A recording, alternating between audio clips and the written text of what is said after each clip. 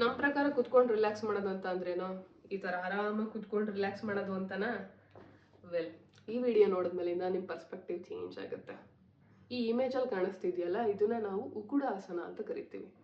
ಈ ಪೊಸಿಷನಲ್ಲಿ ಕುತ್ಕೊಳ್ಳೋದ್ರಿಂದ ನಮ್ಮ lower back muscles, calf muscles, thigh muscles ಎಲ್ಲ ರಿಲ್ಯಾಕ್ಸ್ ಆಗುತ್ತೆ.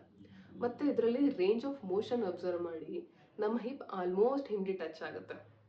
ಇದರಿಂದ ನಮ್ಮ ಬೆನ್ನಿನ ಮೂಳೆ ಸ್ಟ್ರಾಂಗ್ ಆಗುತ್ತೆ, ನಮ್ಮ ಲೋವರ್ ಬಾಡಿ ತುಂಬ ಫ್ಲೆಕ್ಸಿಬಲ್ ಆಗುತ್ತೆ ಮತ್ತು ಸ್ಟೆಬಿಲಿಟಿ ಸಿಗುತ್ತೆ. ಹಳೆ ಕಾಲದ ಹೆಂಗಸರು ಈ ಥರ ಕುತ್ಕೊಂಡು ಅಡುಗೆ ಮಾಡ್ತಾಯಿದ್ರು, ಕೆಲಸ ಮಾಡ್ತಾಯಿದ್ರು. ಹಾಗಾಗಿ ಅವ್ರಿಗೆ ನ್ಯಾಚುರಲ್ ಡೆಲಿವರಿ ತುಂಬ ಈಸಿಯಾಗಿ ಆಗ್ತಾಯಿತ್ತು. ಮತ್ತು ಯೂರಿನರಿ ಇನ್ಕಾಂಟಿನೆನ್ಸ್ ಅಂತ ಕೇಳಿದ್ದೀರಾ? ಅಂತ ಅಂದರೆ ಯೂಶಲಿ ಡೆಲಿವರಿ ಆದ ಹೆಣ್ಮಕ್ಳಿಗೆ ಮತ್ತು ವಯಸ್ಸಾಗಿರೋರಿಗೆ ಕೆಮ್ಮಿದಾಗ, ಸೀನ್ದಾಗ ಯೂರಿನ್ ಲೀಕ್ ಆಗುತ್ತೆ. ಇದನ್ನು ನಾವು ಯೂರಿನರಿ ಇನ್ಕಾಂಟಿನೆನ್ಸ್ ಅಂತ ಕರಿತೀವಿ. ಸೊ ಈ ಎಲ್ಲ ಸಮಸ್ಯೆಗಳಿಗೆ ಪರಿಹಾರ ಏನು ಅಂತಂದರೆ ನಮ್ಮ ಲೋವರ್ ಬಾಡಿನ ಸ್ಟ್ರೆಂಥನ್ ಮಾಡ್ಕೊಳ್ಳೋದು. ಸೊ ಹಾಗಾಗಿ ಡೈಲಿ ಒಂದು 5 ರಿಂದ 10 ನಿಮಿಷ ಈ ಪೊಸಿಷನಲ್ಲಿ ಕೂತ್ಕೊಳ್ಳಿ.